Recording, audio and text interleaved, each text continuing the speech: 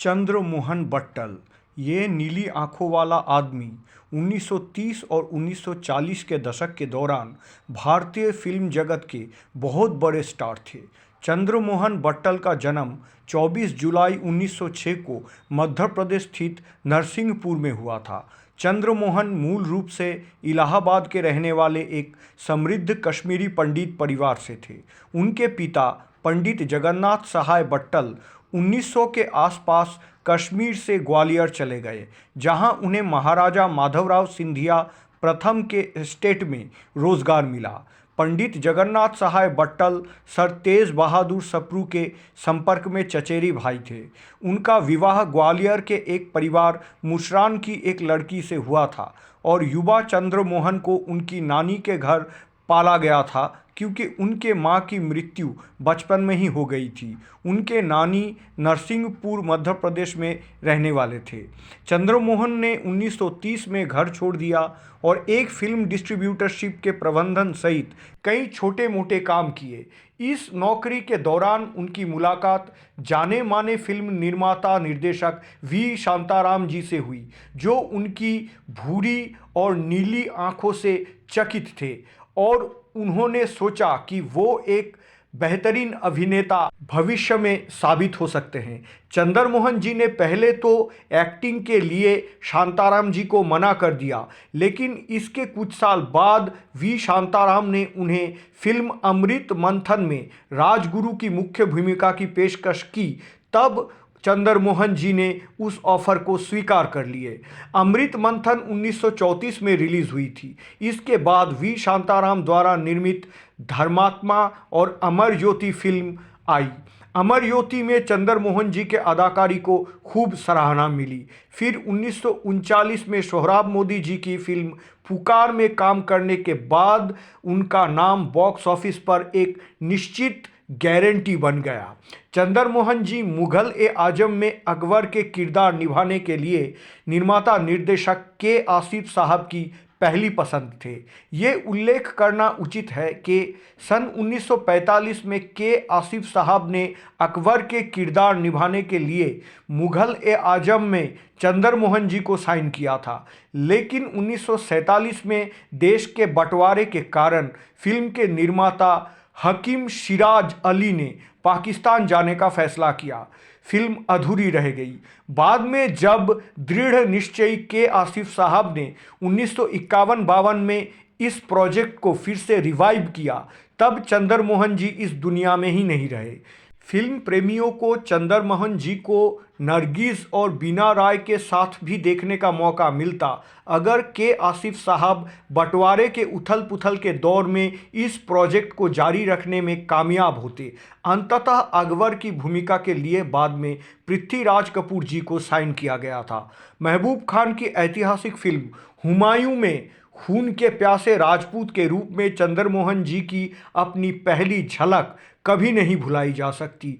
वो पीली और नीली सम्मोहक आंखें, प्रतिशोध की वो दृढ़ भूख, अपने दुश्मन की सहिष्णु सद्भावना के सामने उसकी लगातार शत्रुता से दर्शक तुरंत मुग्ध हो गए। दरअसल तेज तरतार अदाएं और नाटकीयता चंद्रमोहन जी के अदाकारी की टीआरपी थी। दर्शकों ने उन्हें फिल्म पुकार में मुगल बादशाह जहांगीर के रूप में देखा और उन्होंने लोगों का दिल भी जीता। नूरजहां के रूप में नसीम बानो के साथ उनकी कोमल केमिस्ट्री और महान राजा के रूप में बेहतरीन प्रदर्शन ने फिल्म प्रेमियों को बहुत प्रभावित किया था। उनके आश्चर्यजनक अच्छे रूप और अद्वितीय बोलने वाली आवाज़ ने भी फिल्म प्रेमियों का मन मोह लिया। चंद्रमोहन जी ने मोतीलाल, के.एन. सिंह, के.एल. सहगल और पृथ्वीराज कपूर जैसे समकालीन उनके करीबी दोस्तों और उम्दा शक्तिशाली अभिनेताओं के साथ उस जमाने में स्क्रीन साझा किया।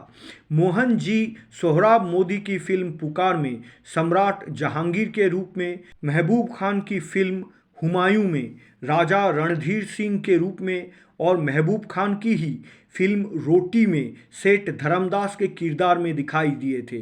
फिल्म रोटी जो 1942 में रिलीज़ हुई थी, उसमें उस जमाने की मशहूर गायिका बेगम अख्तर उर्फ अख्तरी बाई फैजाबादी ने भी अभिनय किया। धार्मिक फिल्म रामबाण जो सन 1948 में रिलीज हुई थी, उसमें वो दानव सम्राट रावण की भूमिका निभाए थे। हिंदी के अलावा चंद्रमोहन कुछ मराठी फिल्मों में भी अभिनय किया। इनके अंतिम फिल्म थी मोहन सहगल निर्मित शहीद, जो सन 1948 को रिलीज हुई थी। चंद्रमोहन ने प्रत्येक फिल्म के लिए अर्जित लाखों रुपए अपने दोस्तों के साथ मनोरंजन और अपने प्रिय रेस के घोड़े और शराब पर लुटाते गए। निजी जीवन में चंद्रमोहन जी एक बैचलर इंसान थे जिन्होंने कभी शादी नहीं की। उनका कहना था कि क्योंकि अगर मैंने शादी किया तो मैं अपना व्यक्तित्व खो दूंगा और मैं जोखिम नहीं उठा पाऊंगा। दोस्तों की संगत उन्हें आनंद देता था, लेकिन वो खुद जीवन में अकेले रहना ही पसंद करते थे। चंद्रमोहन, जो लंबे समय से नास्तिक थे, अपने जीवन के अंतिम काल में धर्म के प्रति काफ़ी जुनूनी हो गए थे। एक समय ऐसा आया कि उनके फिल्में लगातार फ्लॉप होने लगी और उन्होंने काफ़ी शराब पीना शुरू कर दिया और रेस के मैदान में भी काफ़ी पैसे गंवाए। उनकी इस गलत जीवन शैली ने उनके बैंक खातों को धीरे धीरे ख़त्म कर दिया था। अपने अंतिम फिल्म रमेश सहगल की शहीद में चंद्रमोहन जी राय बहादुर द्वारका नाथ के किरदार निभाए थे। दिलीप कुमार के पिता के भूमिका में वो नज़र आए थे। इस फिल्म में वो शुरू में ब्रिटिश सरकार का समर्थन करते थे, लेकिन बाद में वो स्वतंत्रता संग्राम के पक्ष में चले गए। चंद्रमोहन जी का निधन अधिक शराब और जुए की लत के कारण 1949 में मात्र 44 वर्ष की आयु में हो गया था।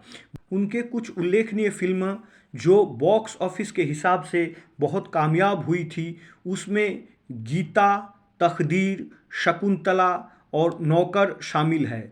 इनके अलावा 1944 में रौनक, 1945 में पन्ना डाई, 1945 में हुमायूं और उसी साल मुमताज महल, शालीमार, शहीद और उसके बाद रामबाण और दुखियादी आदि शामिल हैं।